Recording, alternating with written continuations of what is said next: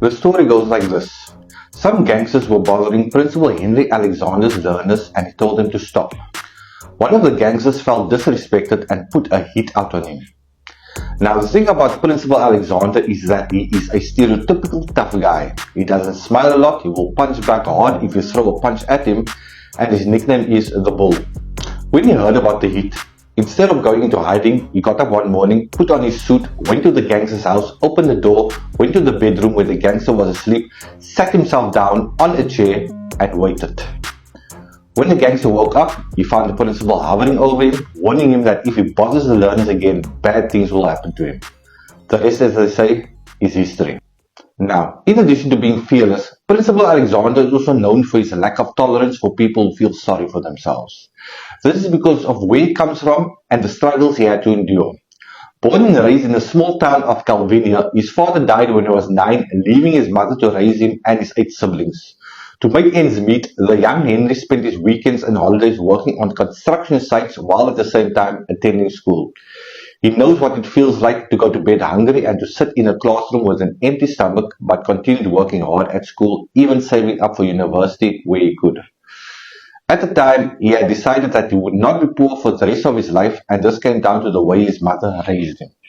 Despite being a single mother who struggled to put food on the table, she taught little Henry the value of being disciplined and always encouraged him to inspire for greatness. She continuously stressed the importance of education, and it is these values that he carries with him to this very day. After matric, he started working full-time because he did not have enough money to study. He built up enough savings and eventually enrolled at the University of the Western Cape for a BA degree in teaching. He still did not have enough money to study full-time, so he enrolled part-time and worked as a full-time administrative clerk at Tygerberg Hospital. In 1976, he began teaching at Elsie River High School, joining Bernardino Heights High in 1989, and in 1993 he was appointed its principal. During his time at Elsie River High, he completed both his honors and master's degrees.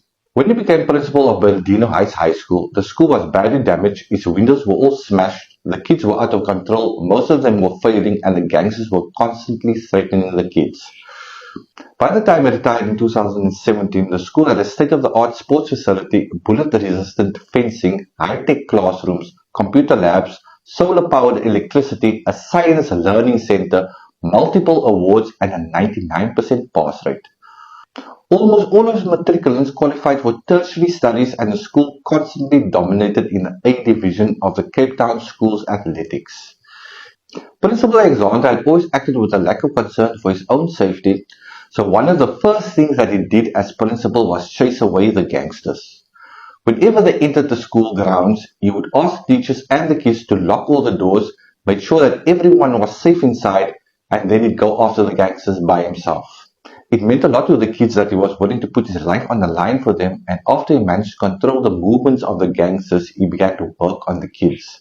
It was not easy, but he gradually managed to push up the pass rate, and within a few years' time, the school had a consistent pass rate of above 90%. He taught the kids that they should have pride in themselves, and if they have that pride, anything is possible.